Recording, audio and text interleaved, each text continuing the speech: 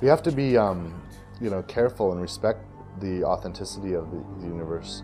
And in many regards, what's already been created gives us a lot to work with.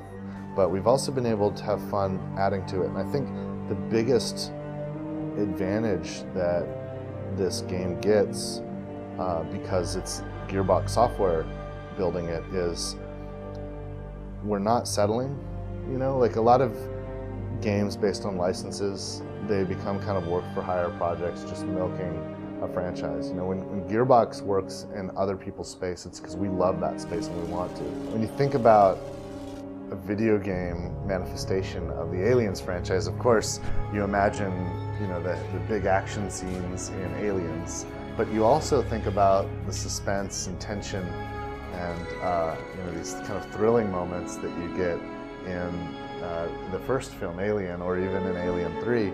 And one of the neat advantages we have in the video game is that we're not kind of confined to this 90-minute single-themed kind of storytelling presentation. We get to kind of navigate through a number of different types of tension and pacing, and we get to play with that suspense, and then we get to transition into action and kind of mingle around those areas and play with what your expectations are as you go through it. But it's kind of fun, to be able to kind of do those scares and those suspense moments and have them kind of result in different points that break the tension. And you break the tension in different ways, and sometimes you condition the customer, the player, with a certain pattern, and then you tweak the pattern with a surprise. And it's a lot of fun to do that, and that's, I think, one of the joys of being a designer, is trying to get into the headspace of a player and manipulate that for the purposes of entertainment, for the purposes of generating feelings. Before there was any business done, the very first thing that happened was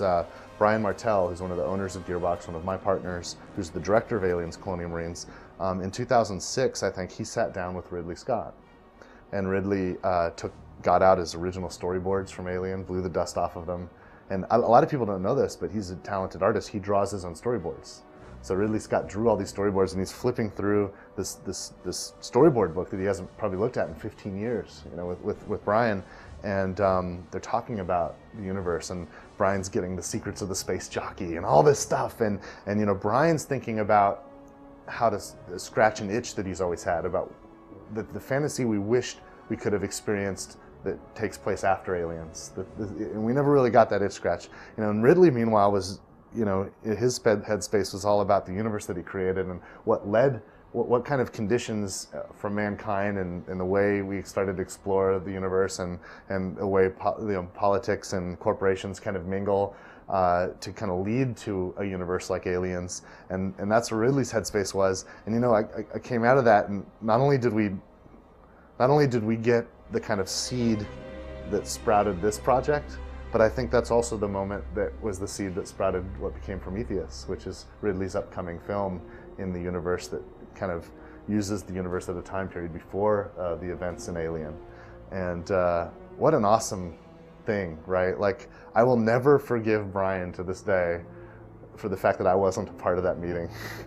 One of the exciting things about Aliens Colonial Marines is it's this awesome, narrative campaign that you can play alone or cooperatively, but there's also the promise that we have in the franchise of the competitive game. The thrill of endless battles of, Colonial Marines versus these xenomorphs, and the idea that as a human player, I can get online and I can actually become a xenomorph on that enemy team and play as the xenomorphs. And this is really thrilling. The asymmetrical gameplay is really cool, and we don't get a lot of examples of asymmetrical gameplay with AAA shooters. Usually there's a single enemy that is really equal to the friendly team. If you play a Call of Duty, they're humans. There's a single enemy type. Then everybody's using the same weapons and has basically the same skill development in terms of the competitive balance and the real equal kind of competitive balance.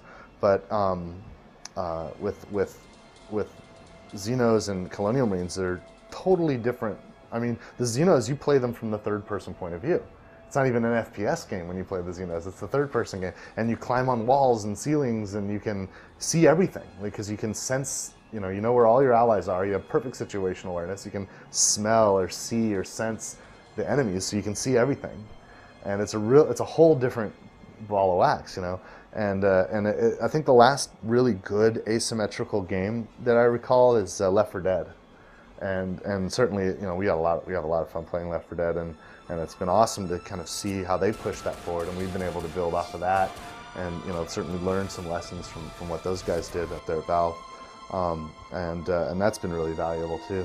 But what's neat about it is when you have a competitive game, you know, we want engagement beyond just the fun of each round, you know, so there's a metagame to it. There is growth in your identity, growth, and you'll unlock, you know, new weapons, new modifications to weapons, new things for your character. There's a whole host of things that develop as you play the game that you can unlock through your accomplishments. And one of the decisions we made that's really neat is that you'll also have this meta growth in the campaign game, and it's interchangeable.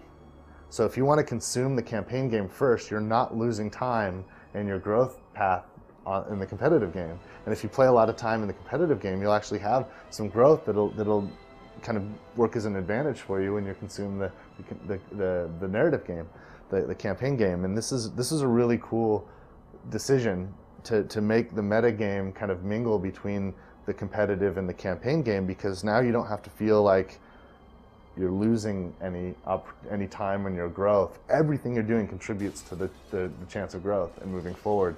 It's not Borderlands, it's not a huge role-playing game, but the metagame engagement is there, and we wanted it to be simple enough to be accessible to a whole range of gamer types that we think will be interested in Aliens, from even gamers that maybe don't play a lot of games but they love the franchise, and so they're going to come into it because, wow, here's finally I get to play Aliens, right? So we wanted to make it really accessible, but we wanted it deep enough so that engagement, it can become a hobby, and that engagement will drive us over time. So it's been a lot of fun to find that balance.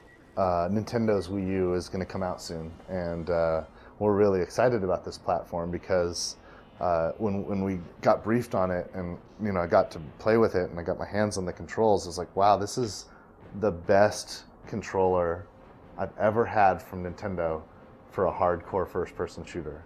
Like it's of all the control. I mean, forget about the Wii U or the Wii. Just go. It's the best like shooter controller I've ever played with from Nintendo. So we're really excited that the platform is coming, and we're really excited that we're able to bring our game to it. The Wii U is a next-generation system. It is coming now. It isn't even out yet, and we've had our 360s and our PS3s for a while. So it's natural that it's a very powerful system. Now, it's up to Nintendo to talk about their system, and they haven't revealed all of their details yet. But so far, we've been thrilled with it, and it's pretty clear to us that the best-looking console version of Aliens Colonial Marines is going to be on the Wii U. Having said that, we wanted to be careful. We don't want to have completely different games, right? It is the game experience, the campaign, the competitive game.